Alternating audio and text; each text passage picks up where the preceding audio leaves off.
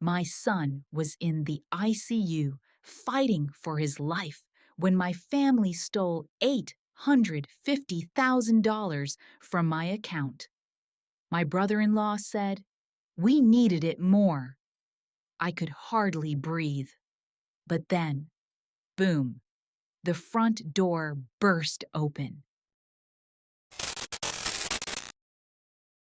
The smell of disinfectants in the intensive care unit always reminded me of death. I was sitting in a hard plastic chair for the fourth hour in a row, clutching a crumpled ATM receipt. The numbers on the screen still stood before my eyes. The account balance was $0 and 0 cents. Leo lay behind a glass wall, connected to the machines that kept him alive. My 8-year-old son, who only yesterday had been laughing at cartoons and showing me a picture of us, standing outside a big house with a dog, was now fighting for every breath. The car accident happened so suddenly. He was crossing the road near the school with other children when a speeding Jeep driver failed to slow down after the green light. Witnesses said that Leo tried to push the younger girl out of the way and was hit himself. My mind kept replaying the call from the hospital. "Mrs. Allison, your son Leo has been in an accident. You need to come right away." I dropped everything. I left my groceries in the shopping cart in the middle of the supermarket, and I rushed here without even turning off the car properly. Mrs. Allison? A doctor in a white coat approached me with a file in his hands. Dr. Williams looked tired, and his face showed that special concern I had learned to recognize in my 2 years as a widow, the expression of someone who has to deliver bad news. I looked up, trying to focus on his words through the fog of fatigue and despair. The coffee from the vending machine in the plastic cup had long since cooled in my hands. Leo's condition has stabilized for now, but he urgently needs complex brain surgery. He has an intracranial hemorrhage, and we have to act within the next 12 hours. Doctor. Williams continued, flipping through the pages in the folder. The cost of the surgery is about $200,000, not including the subsequent rehabilitation, which could last for months. $200,000. I had that money. I had to have it. The insurance money from the death of Cole, my husband, plus our joint savings, $850,000 in total, was in a separate savings account at First National Bank. Money for Leo's future, for his college education, just in case. Cole always said, "You have to have a cushion, Em. You never know what's going to happen." Dash. I'll take care of the payment right now," I blurted out, looking at the ATM receipt again, hoping the numbers would somehow change. "Please see Jennifer at the front desk. She'll help you with the insurance paperwork." Doctor. Williams touched my shoulder lightly. "Leo is a strong boy. We'll do everything we can." After the doctor left, I dialed the bank's hotline number. The answering machine said the same thing in a monotone voice. "Your current balance is $0, 0 cents." I checked the online bank on my phone. My hand was shaking so badly that I had to enter the password twice. The transaction history showed that the day before yesterday, on the 19th, at 14 hours and 37 minutes, when Leo was still running around the yard asking for permission to go play soccer with his friends, someone had withdrawn all my money in one electronic transfer. My heart was pounding so loudly that it seemed like it would drown out the sounds of the medical equipment around me. Nurses passed in the corridor. Relatives of other patients talked. But all I could hear was the sound of blood in my ears. Who could have accessed my account? I didn't give anyone the card, only I knew the PIN code. Even Cole didn't know it. And then she remembered the power of attorney. The damned power of attorney I'd signed 13 months ago when Meredith, my mother in law, came to visit with Violet and Raymond. She was sitting at my kitchen table, drinking tea from the mug that Leo had given her for her birthday, and she was telling me in a soft, caring voice, "Just in case, honey, you are a young mother, raising a child alone. If something happens to you, God forbid, of course, but someone must have access to money for Leo's sake. I'm his grandmother. Who else would take care of him better than me?" It seemed reasonable at the time. Meredith was always good to me, especially after Cole died.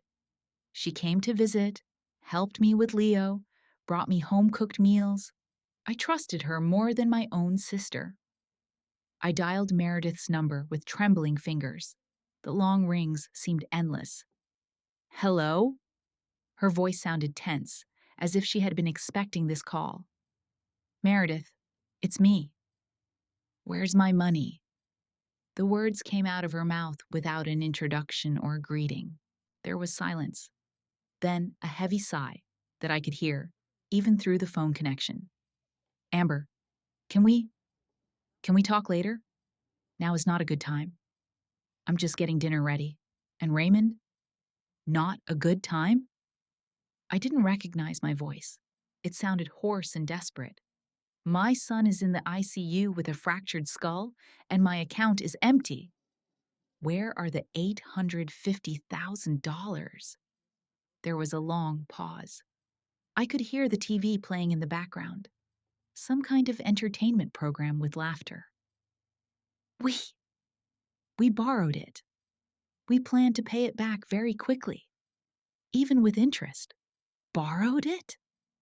People in the hospital corridor looked at me. The nurse at the desk looked up, but I didn't care. "The insurance money for Cole, our life savings for Leo." "Amber, please calm down. You're screaming so loud my ears are ringing. Come home to my place and we'll talk calmly over a cup of tea.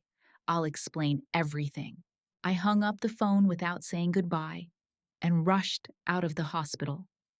I told the nurse on duty that I would be there in an hour and left my phone number in case Leo's condition changed. The 23-minute drive to Meredith's house in the suburbs seemed like an eternity. I imagined explaining the surgery to her, telling her what the doctor had said, how she would understand the horror of the situation and return the money immediately. Meredith had always loved Leo, calling him my dear grandson, buying him toys and saying he reminded her of Cole when he was a child. Raymond's car was parked outside the two-story red brick house, a brand new silver Lexus LS, which I had never seen before. The license plate hadn't even been properly decorated yet, just a temporary sign. My sister Violet came out to meet me before I could even get out of the car. Her face was guilty, her eyes red, as if she'd been crying. "Amber, we didn't plan this. It all happened unexpectedly," she began, nervously rubbing her hair. "Where's the money?" I interrupted, pushing past her to the stairs. Meredith and Raymond were sitting in the spacious living room with expensive furniture. On the dark wood coffee table were papers, some contracts, documents with official seals, brochures with the words "Smart Garden Solutions," and investment growth charts. Raymond looked up from his laptop and smiled. He smiled. A wide, smug smile when my son is hanging between life and death. "We were just discussing your situation," he said, as if we were talking about buying a new car or choosing a restaurant for dinner. "My situation?" My voice shook with rage. "My situation is that my son needs an urgent operation for $200,000 and you stole my money." Stole? Raymond slowly rose from the leather couch, adjusting his expensive silk tie. We used a perfectly legal power of attorney. All the documents are properly executed through a notary. You can check them out. I stood in the middle of the room, clenching my hands into fists. Meredith was nervously rubbing a silk handkerchief in her hands, not looking me in the eye. Raymond has opened a new business. It's a very promising area, she began in a weak voice. Smart garden gnomes with artificial intelligence and voice control. They can tell you about the weather, remind you to water the plants. Plus, we invested part of our money in cryptocurrency. Bitcoin is growing very steadily now, financial analysts say. Garden gnomes? I couldn't believe what I was hearing. You spent my dead husband's life insurance on clever garden gnomes?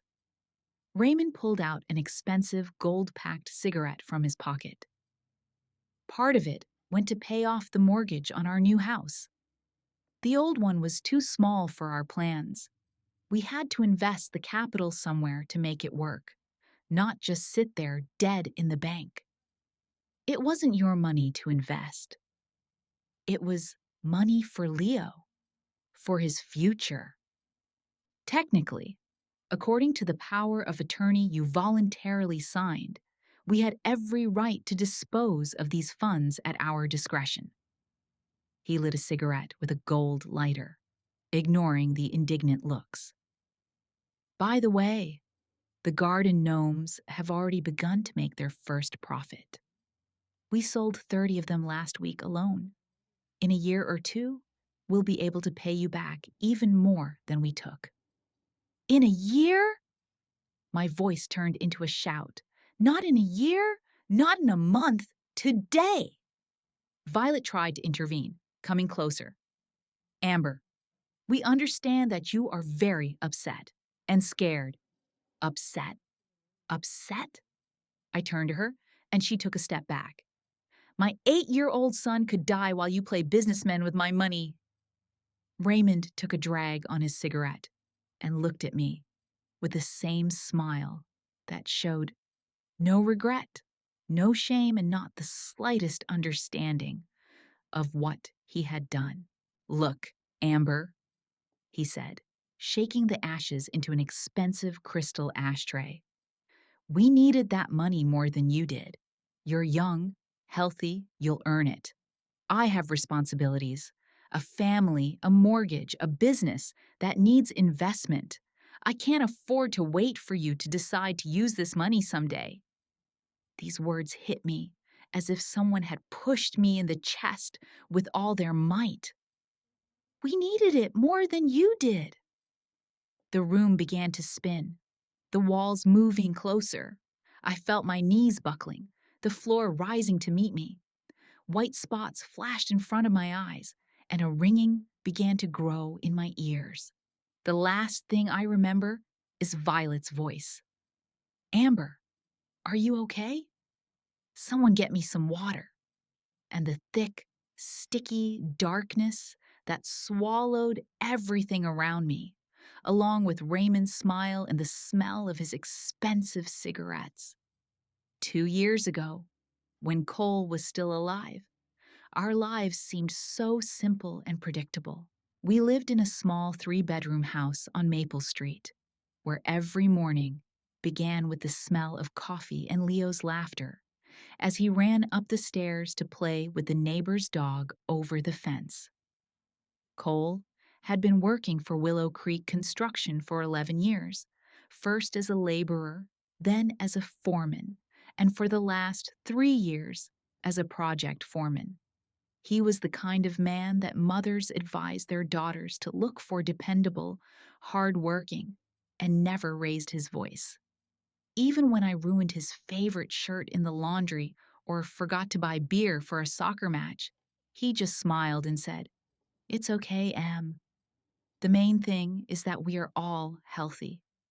Leo adored him, followed him everywhere like a tail, helped him in the garage with minor repairs, and dreamed that when he grew up, he would become a builder too. On that day, April 23rd, Cole left for the site as usual at 7 in the morning, kissing me goodbye and promising Leo that they would build a new Lego set together that evening. They were building a shopping center on the outskirts of the city, a big project that was supposed to last another 6 months. Cole was responsible for installing the metal structures on the fourth floor. The call came at 15 hours and 43 minutes.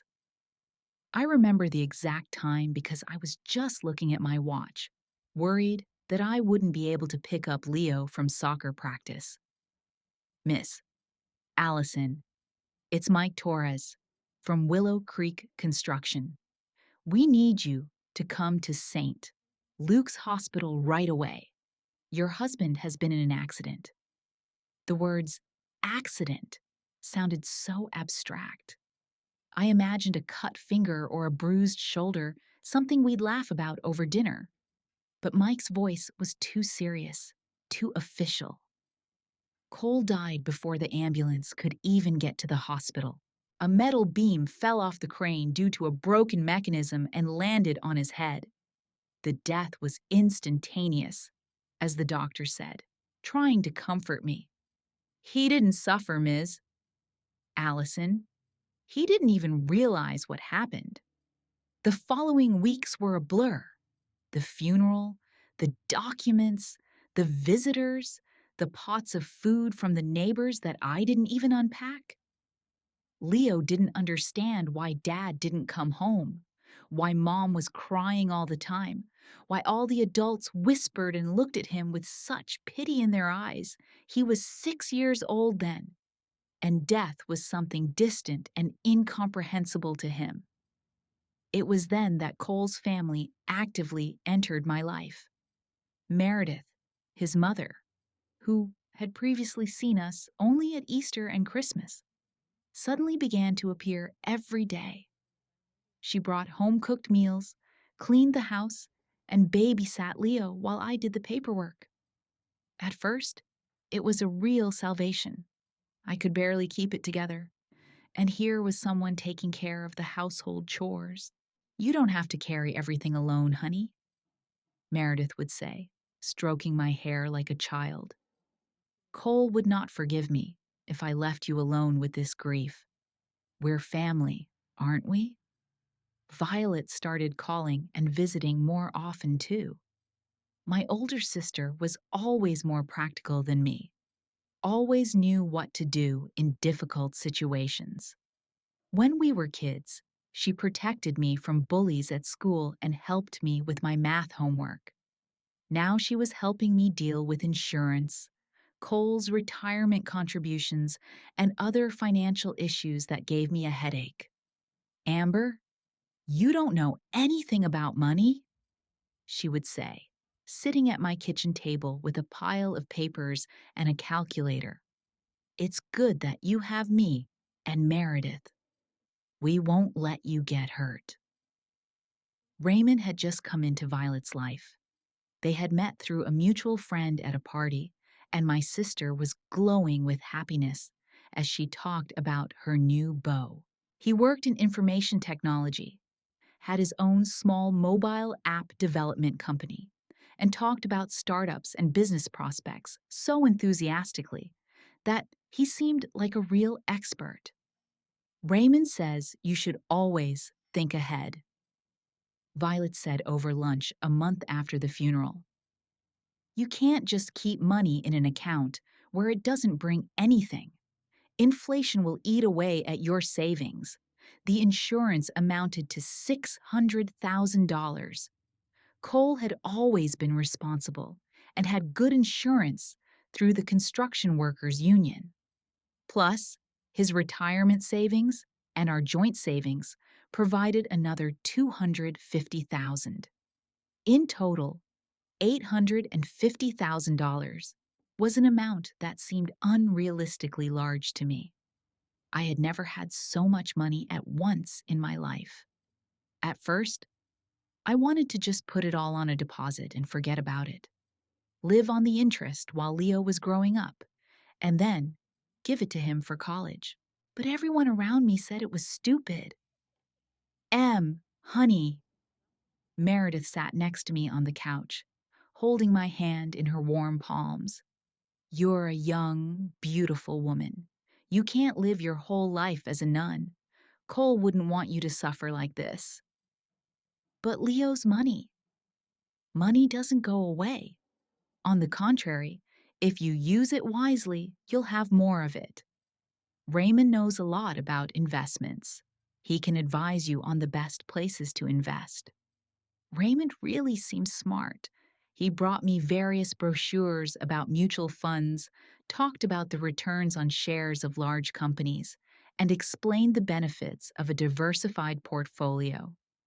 I didn't understand any of his terms, but I nodded and tried to memorize them.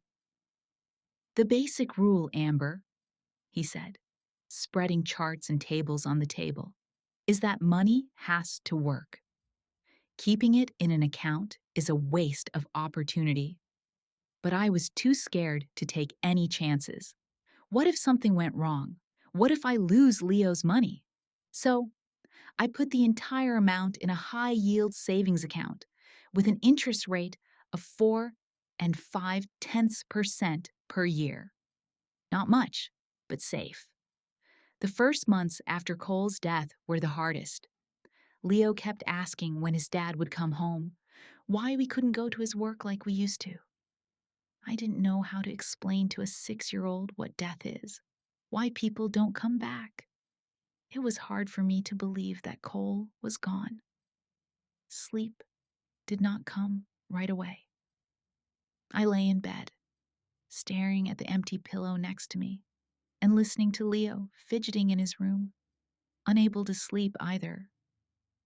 Sometimes he would sneak in at night and lie down next to me, snuggling up with his warm little body.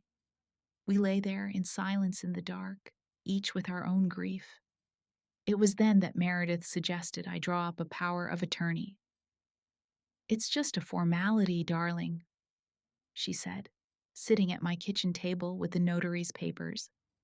Just think, if something happens to you, God forbid, of course, who will take care of Leo?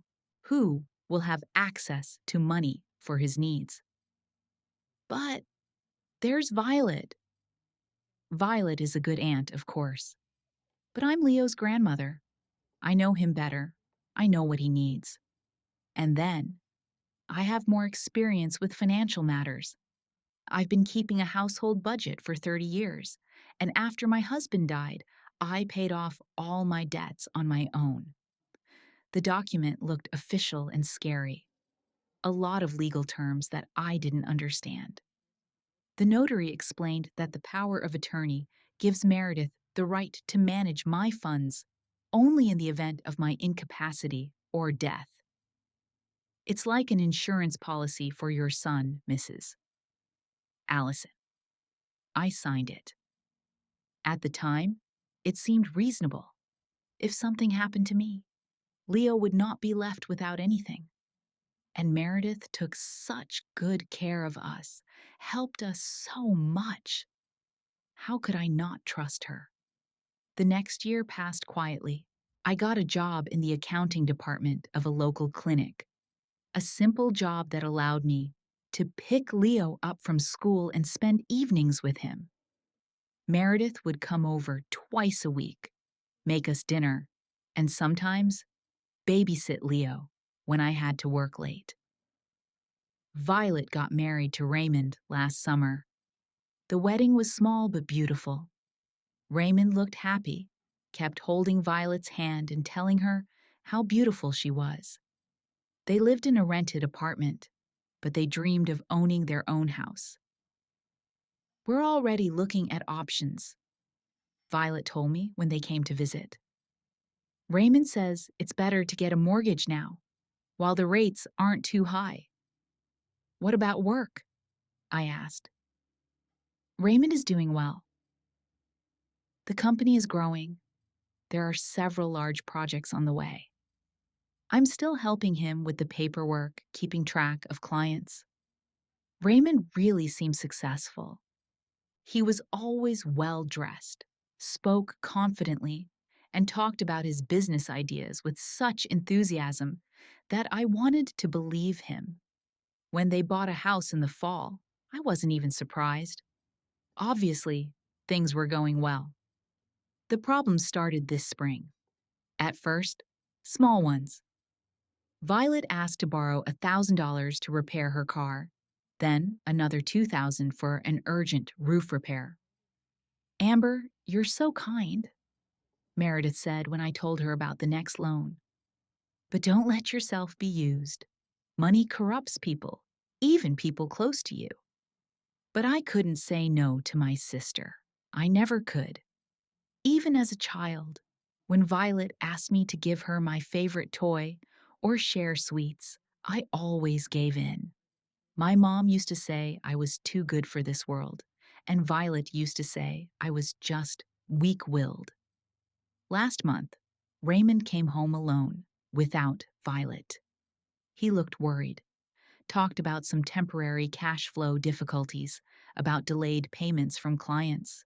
Amber, I wouldn't have come to you if it weren't for an emergency, he said, sitting on my couch and twirling a cup of coffee in his hands. Just for 2 months, I swear. I'll pay it back with interest. 15,000 seemed like a lot of money, but I agreed. Raymond is Violet's husband, almost a relative. And if his business is really growing, why not help? Now, remembering all this through the prism of that terrible day in the hospital, I realized how naive I had been.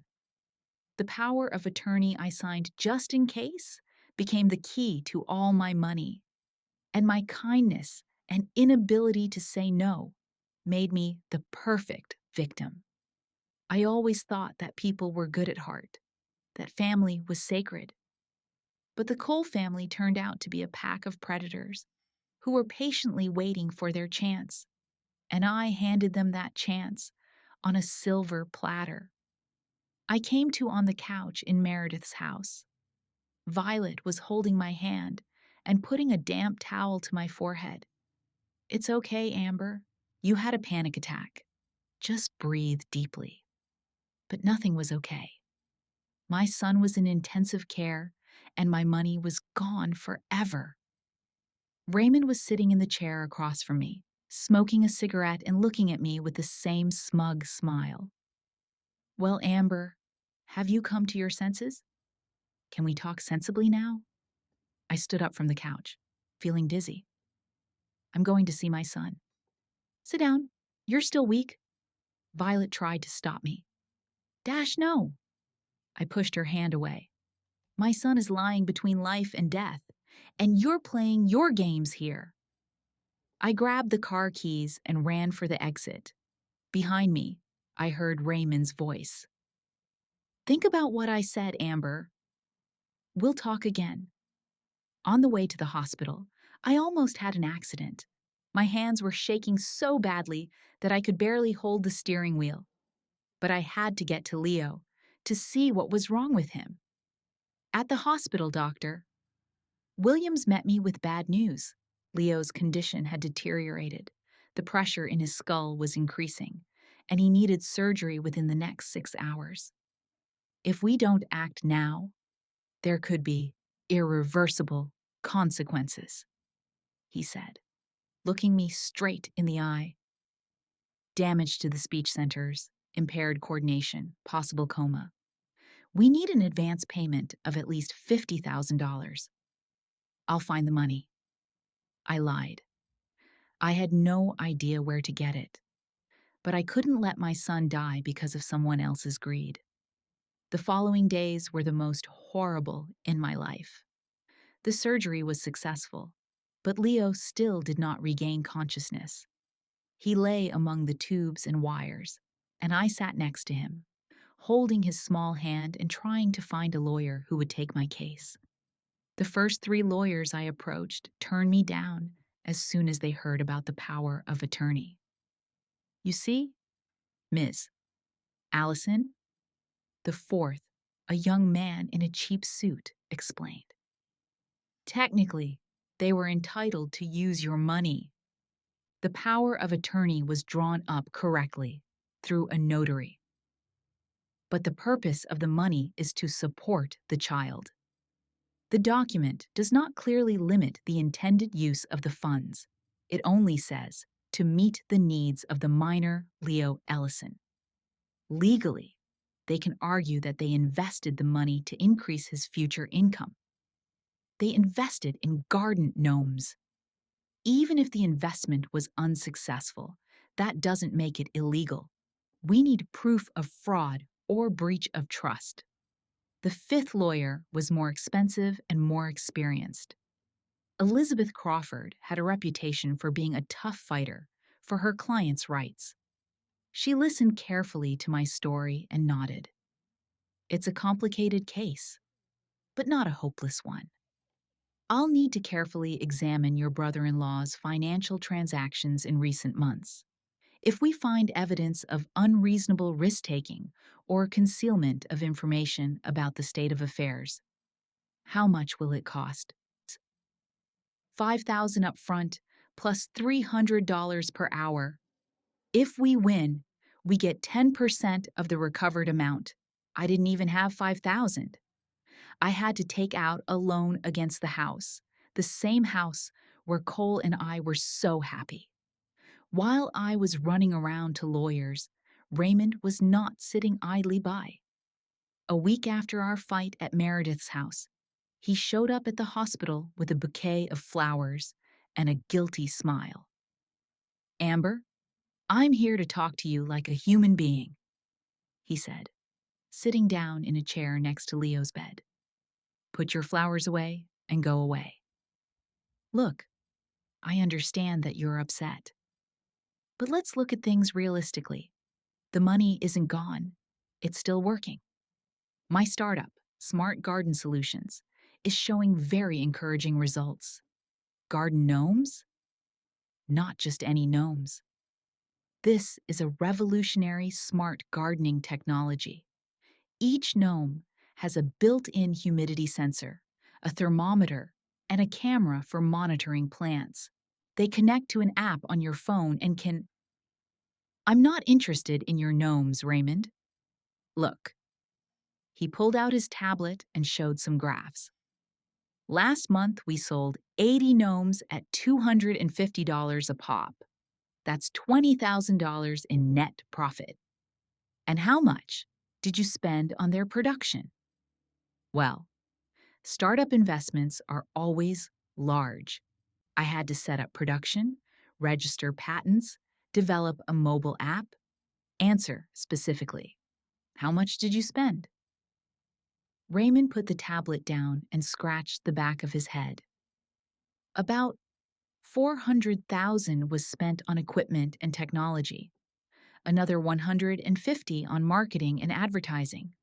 Plus, I paid off the mortgage to reduce the family's financial risks. $300,000 for the mortgage, $270,000.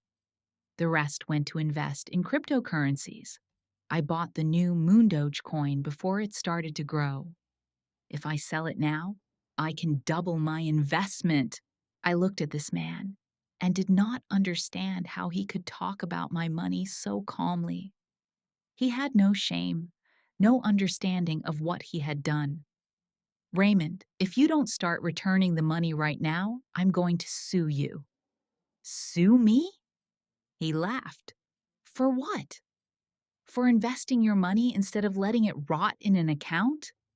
Any court will recognize that I acted in the best interests of the child. The court will decide whether garden gnomes are really in the best interests of the child. Okay, if you want a war, you'll have a war. His tone became cold. But remember, I have a lawyer too, and I can prove that you are an unstable mother who does not know how to manage money. Maybe Leo will be better off with his grandmother. This threat hit me harder than anything else. Take Leo away? He dared to threaten to take my son away. Get out of my sight, I whispered. We can resolve this amicably. After he left, I called Violet. I had to find out where she stood. Violet, your husband just threatened to take Leo away from me. What? No, you've got it all wrong. Raymond would never.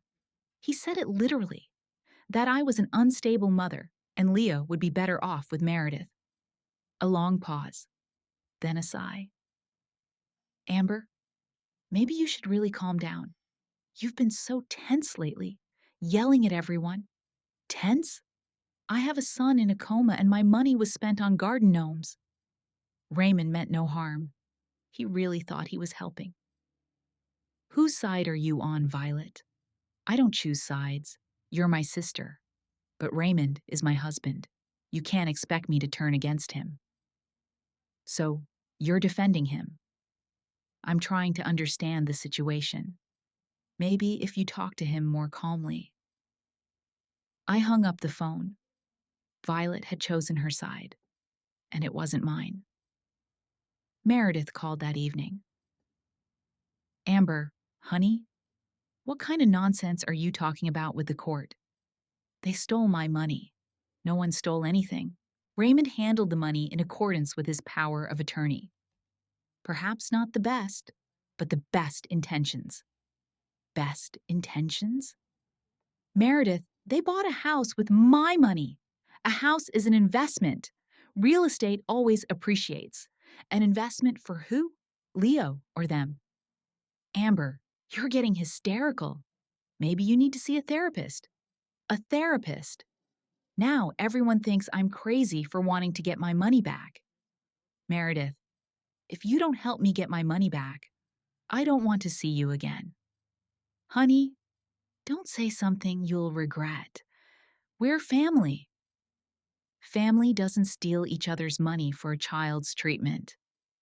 Okay. Her voice became cold. If you want to break family ties over money, that's your business. But remember, when this hysteria is over, there may be no turning back. She also hung up the phone. A week later, I received official papers from Raymond's lawyer. They were filing a counterclaim, demanding that I be declared incapable of managing the funds and that custody of Leo be transferred to Meredith in the best interests of the child. Elizabeth Crawford looked at the documents and shook her head. They're not kidding. This is a serious lawsuit. We'll need to prove your capacity as a mother and at the same time show that they've breached their trust. How long will it take? Months, maybe a year or more. And I don't have the money for Leo's treatment right now. Try to get a loan or apply to charitable organizations. Leo woke up 2 weeks after the surgery. When he opened his eyes and whispered, "Mom," I cried with joy. But the doctors warned that he would need a long rehabilitation, at least another $100,000. I mortgaged my house for a second mortgage, took out a car loan, and borrowed from my work colleagues. In total, I raised $80,000, enough for the first stage of treatment. In the meantime, Raymond opened an online store for his garden gnomes and advertised on social media. On his Facebook page, he posted a photo of a new Lexus with a caption, "When your business is going well, you can afford dreams." I was sitting in a hospital room, looking at this photo, and realized that the war was just beginning. And so far, I was losing on all fronts. A month has passed since my legal war with Raymond began. Leo was slowly getting better. He could already speak in short sentences and remembered me, although he sometimes confused words.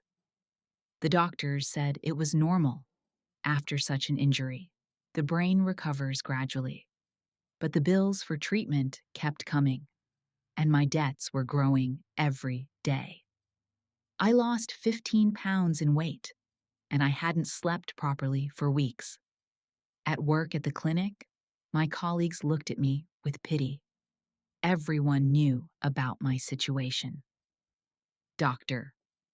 Miller, the head physician, even offered me an unpaid leave of absence to get myself in shape, but I couldn't afford to lose my job. Elizabeth Crawford worked on the case, but progress was slow. Raymond's lawyers delayed the process by filing one motion after another. Meanwhile, it turned out that his cryptocurrency investments had failed. Moondog turned out to be a pyramid scheme, and all the money he had invested in it had burned up. "This is good for our case," Elizabeth said during our last meeting. "We can prove that he acted recklessly, risking the funds of a minor." "And how much did he lose?" "By my count, about $100,000, plus his smart gnomes are not bringing in the promised profit. The production costs were much higher than he had planned. This meant that even if we won the case, it would be impossible to recover the entire amount. Some of the money simply disappeared forever." That evening, when I returned home from another visit to Leo in the hospital, there was an unfamiliar car parked outside my house, an old dark blue Chevy Impala. A man in jeans and a brown leather jacket was sitting on the porch. Gray hair, lost gray eyes, a thin face with deep wrinkles. It took me a few seconds to recognize him. 18 years.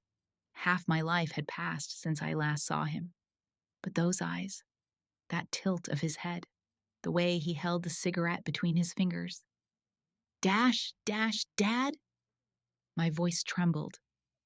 Clayton Harrison got up from the porch and slowly walked over to me.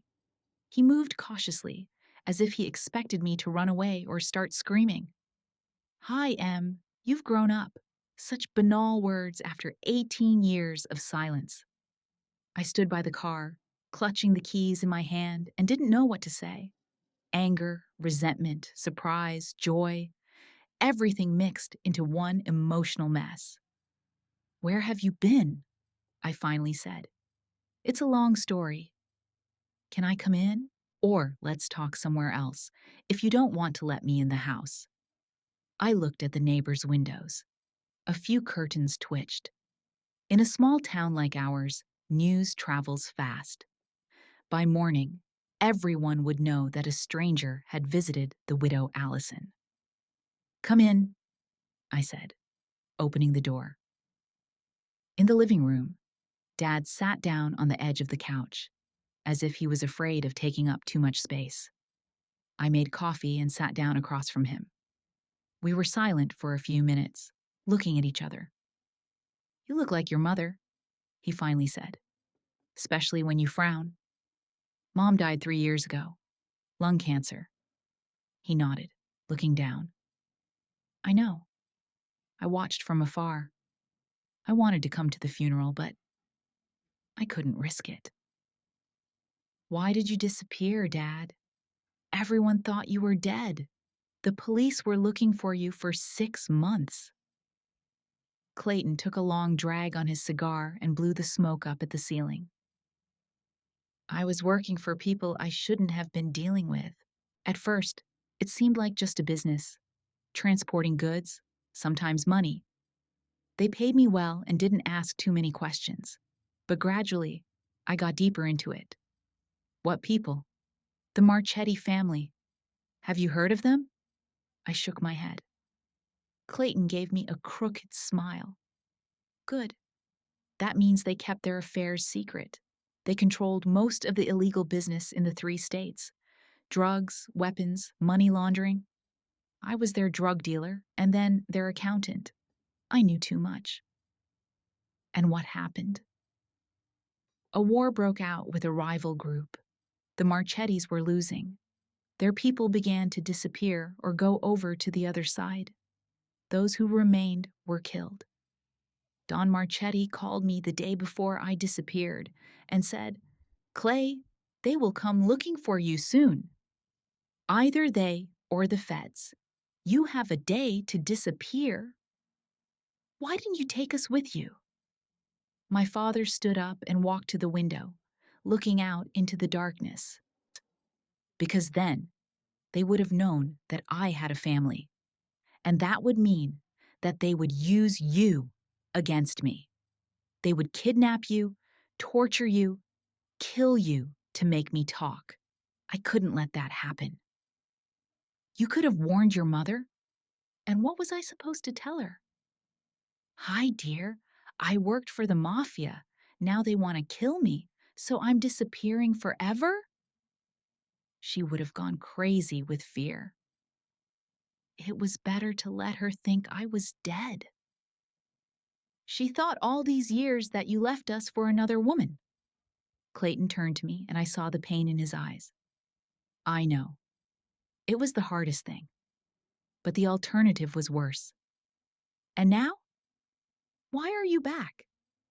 A year and a half ago, the FBI conducted a large-scale operation. They arrested all of Marchetti's remaining men. The Don himself was shot during the arrest.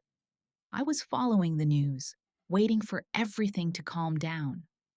When I realized that the threat was over, I started looking for a way to come back.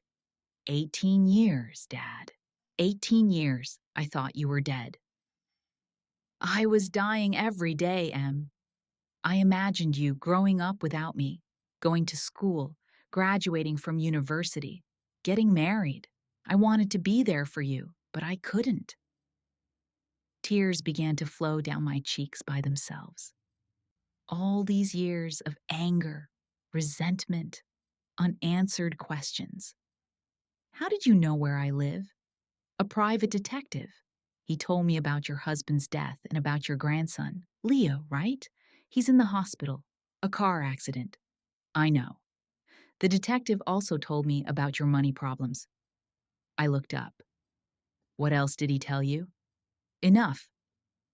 About the power of attorney. About this Raymond guy. About the trial. Clayton sat down across from me and leaned forward. Em, I didn't just come to apologize. I want to help. How?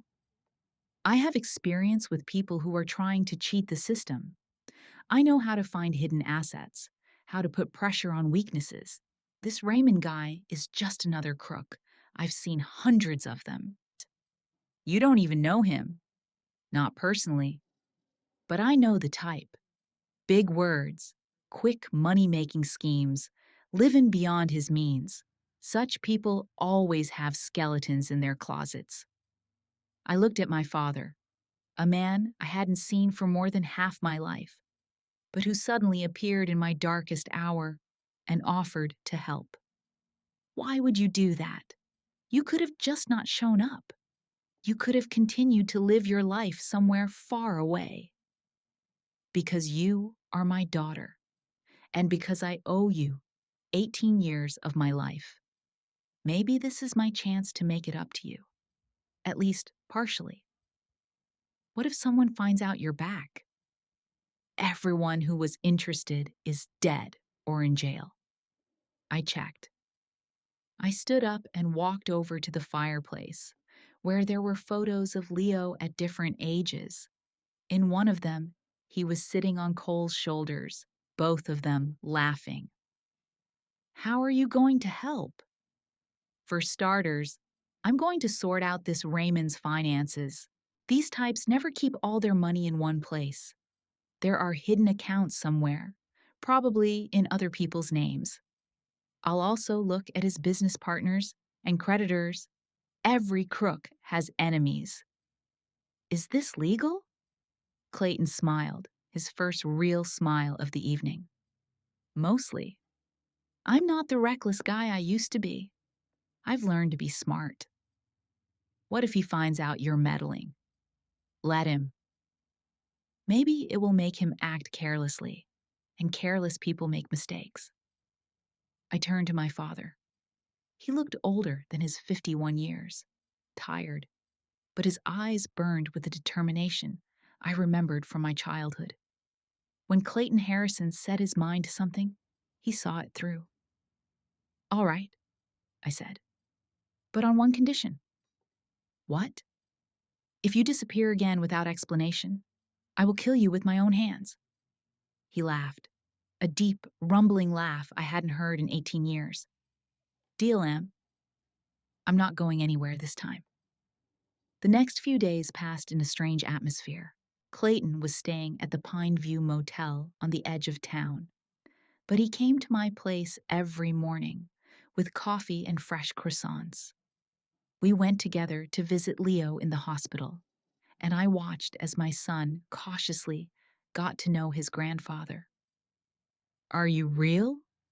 Leo asked, still struggling to speak after his injury. Mom said, "You died. But now I'm back," Clayton replied, holding his grandson's small hand. Meanwhile, my father started his work. Raymond's not as smart as he thinks he said on the third day, spreading printouts on the table.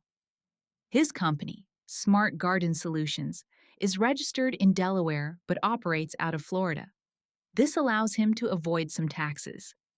Is that illegal? Not exactly. But it shows that he likes to hide the real numbers. Look, the company's official income for the year is $12,000. And now, look at his expenses. Clayton showed me photos from social media.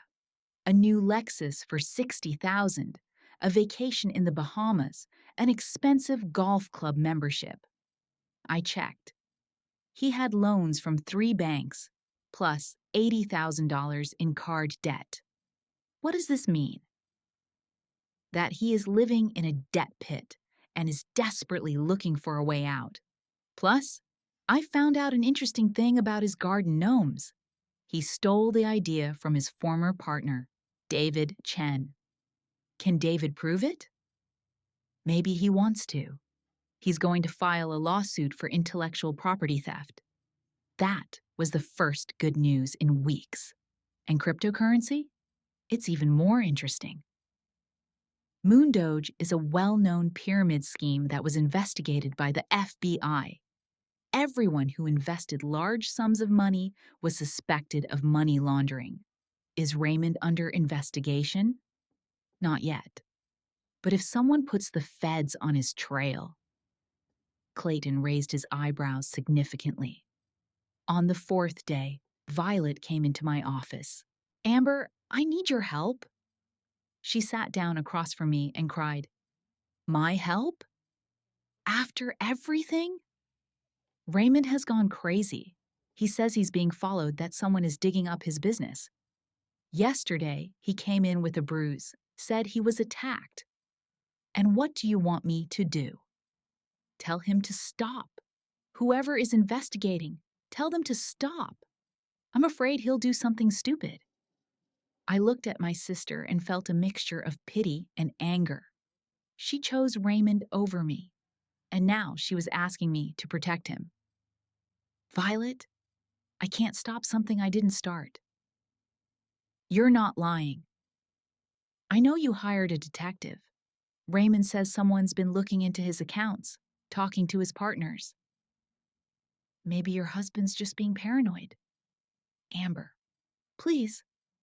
Raymond is all I have. And when my son was in a coma, where were you? When I couldn't afford to pay for his medical care, you were protecting the man who stole my money. Violet sobbed harder. I was wrong. I realize now that Raymond lied about the business, about the money, about everything. What are you going to do? I might get a divorce. But first, I need to make sure he doesn't do anything stupid. Violet, it's not my problem. Just give him the money back. He doesn't have it. He's lost almost everything. Then, he should go to my lawyer and arrange for it to be returned. That's the only way to stop the circus. In the evening, I told my father about Violet's visit. He's panicking. Clayton nodded with satisfaction. Scared people make mistakes. What if he really does something stupid? This guy's a coward. He's used to solving problems with other people's money. When his back is against the wall, he'll give up. Tomorrow, I'm meeting with David Chen and another interesting guy, Mark Tolliver. He was an investor in Raymond's failed project, lost 20,000, and is very angry. What are you going to do? Convince them to join forces. If Raymond is hit with several lawsuits at once, it will be harder for him to maneuver. I looked at my father and thought how much he had changed. He was once impulsive, but now he was calculating and methodical. Dad, what happens after? When it's over? What do you mean? Will you stay? Or will you disappear again? Clayton put his hand on my shoulder. Em, I've lived 18 years alone, thinking about what I've lost. Now that I have a chance to get some of that time back, I'm not going to waste it. If you let me, I want to be a part of your life, yours and Leo's. And if someone from the past shows up, then we'll deal with it together. I won't run away again, Em, I promise. His father wasn't lying. Over the next 2 weeks, Raymond did start making mistakes. The first came when he tried to hide some of his company's assets by transferring them to a shell company in Nevada. Clayton tracked the transaction through his old connections. It turned out that one of his former acquaintances had access to databases that track such fraud. It's called fraudulent transfer of assets, Clayton explained to me, showing me bank transfer printouts. It's a federal crime. If you get caught doing it in a court of law, you can go to prison for 3 years. Elizabeth Crawford was thrilled with the new evidence. This changes the whole case, she said during our meeting in her office. Now we can prove not only breach of trust, but also intentional concealment of funds. The court will definitely take our side. Raymond's second mistake was even more serious. Obviously, feeling the walls closing in, he decided to make a last desperate attempt to make a quick buck. Clayton found out that Raymond had invested the rest of his money in some dubious oil futures trading scheme through an offshore company. The guy's completely out of his mind, his father said, returning from another scouting trip. He put his last $200,000 at stake, hoping to double the amount in a week. What was supposed to happen? He lost almost everything.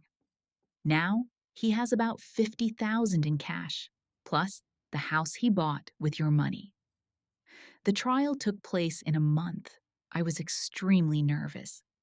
Over the months, I had become so accustomed to the constant struggle that I almost didn't believe in the possibility of winning. But Elizabeth confidently presented all the evidence Clayton had collected. Bank documents, David Chen's testimony about the theft of the idea, recordings of conversations with deceived investors. Raymond sat at the table with his lawyer and looked like a beaten dog. Over the months, he had lost weight, aged, and his hair had begun to turn gray. His expensive suit no longer fit properly. Obviously, he didn't have enough money to buy new clothes. When the judge announced the decision, I could hardly hold back my tears of joy. The court recognized that Raymond and Meredith had abused the power of attorney and ordered them to immediately return all the stolen funds with interest and penalties. The total amount was $912,000. The defendant has 30 days to return the funds, Judge Milton said, looking over the top of her glasses at Raymond. If he fails to comply with the court's decision, all assets are subject to seizure. After the hearing, Raymond came up to me in the courtroom corridor. Amber, I don't have 900,000, he said quietly. The most I can raise is 550,000 if I sell the house and take out a loan against the business. That's your problem, Raymond. Look, maybe we can make a deal. I'll give you what I can, and I'll pay the rest back in installments over the years. No, the court has ruled. You have 30 days. Clayton, who was standing next to me, put his hand on my shoulder. If you don't have enough money, they'll confiscate all your property, including that Lexus and your expensive toys. Raymond looked at his father with hatred. And who are you, anyway? The grandfather of the boy whose money you stole, Clayton replied calmly, and the man who will not let you cheat him again. A week later, Violet called me at home. She sounded tearful and tired. Amber, I filed for divorce. Congratulations on your epiphany. Don't be so cruel. It's hard for me. I sighed. A part of me still felt sorry for my sister, despite everything that had happened. Where are you living now? At my mom's for now. Raymond sold the house to pay you back. He also took out a loan against what was left of the business. He collected $550,000, just like he said he would. And the rest? He had to take a loan from another bank. Now he owes them more than $300,000 and doesn't know how to pay it back. I felt neither joy nor pity, just tired of the whole situation. Violet, why are you telling me this? Because I want to apologize, I really do. I've been a bad sister. I chose a man over you when you needed me the most. You didn't just choose a man. You chose the man who stole the money for my son's treatment. I know. And now I realize how blind I was. Raymond used me, just like he used you. He promised me mountains of gold and left me with nothing. The pause was long. I could hear Violet crying on the other end of the line. Amber, can we start over? I know I don't deserve to be forgiven, but you're the only family I have left. Violet, I'm not ready to forget what happened. Maybe someday I can, but not right now. I understand. But can we at least not be enemies? We're not enemies, but we're not as close as we used to be. I need time. 6 months later, our lives finally began to improve. Leo made a full recovery. His speech was restored, and so was his memory.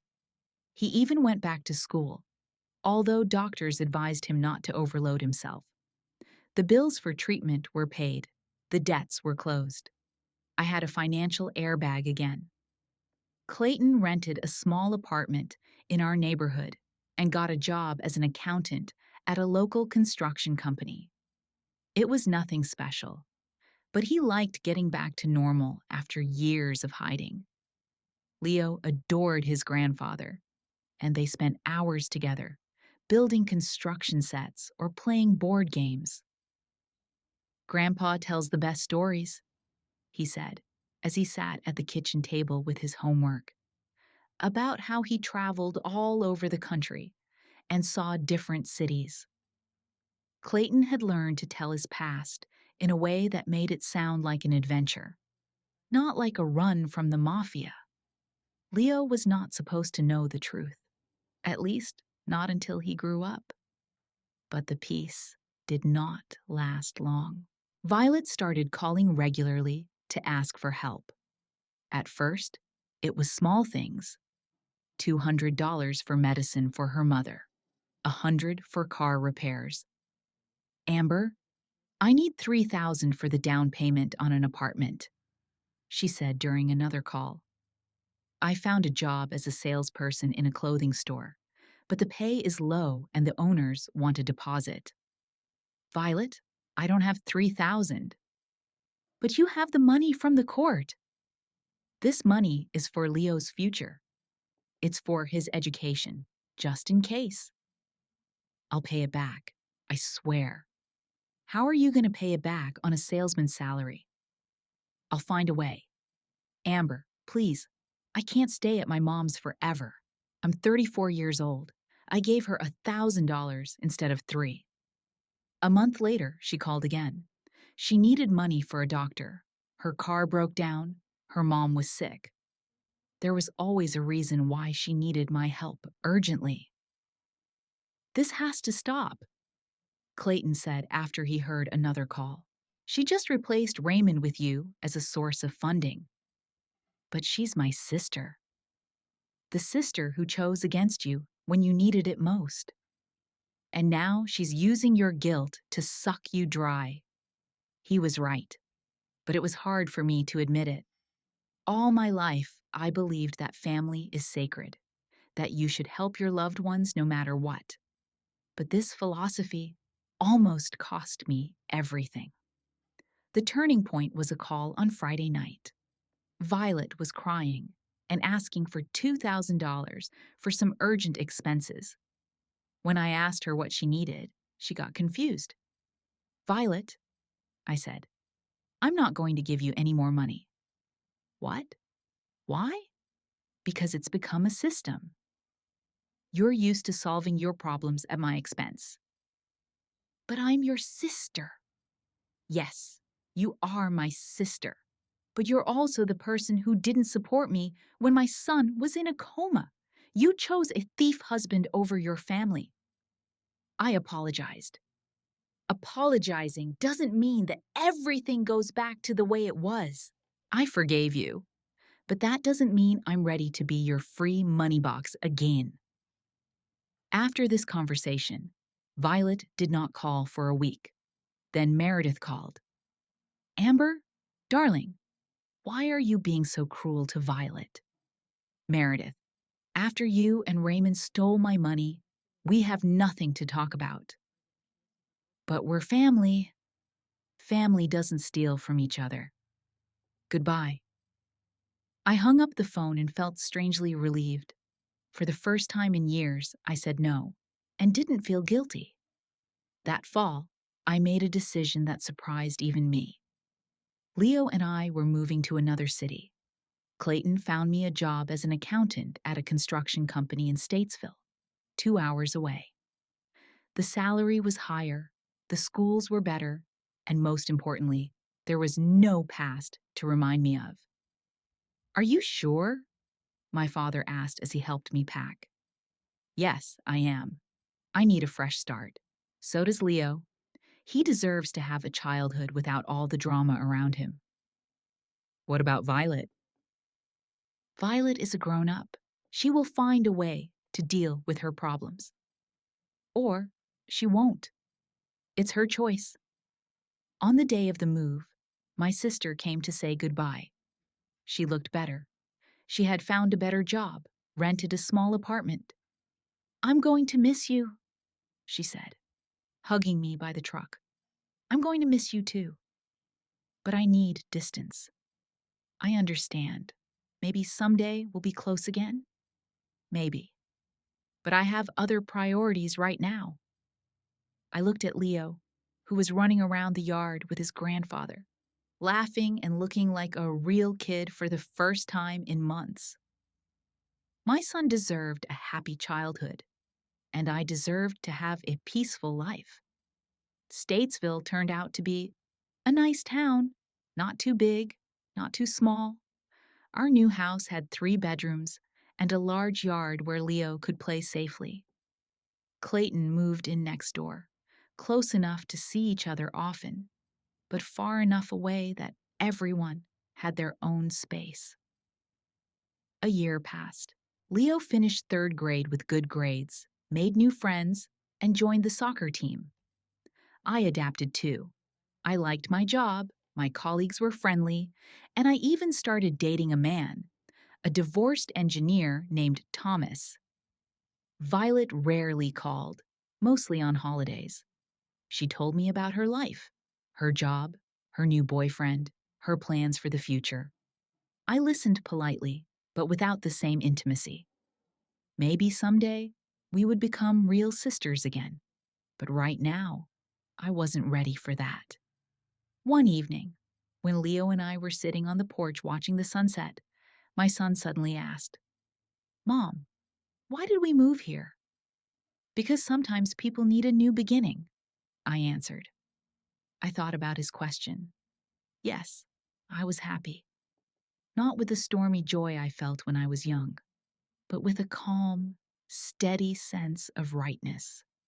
I had a job that I liked, a son who was growing up healthy and strong, a father who finally returned to our lives.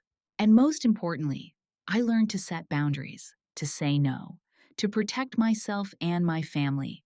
I am happy here. And it was true.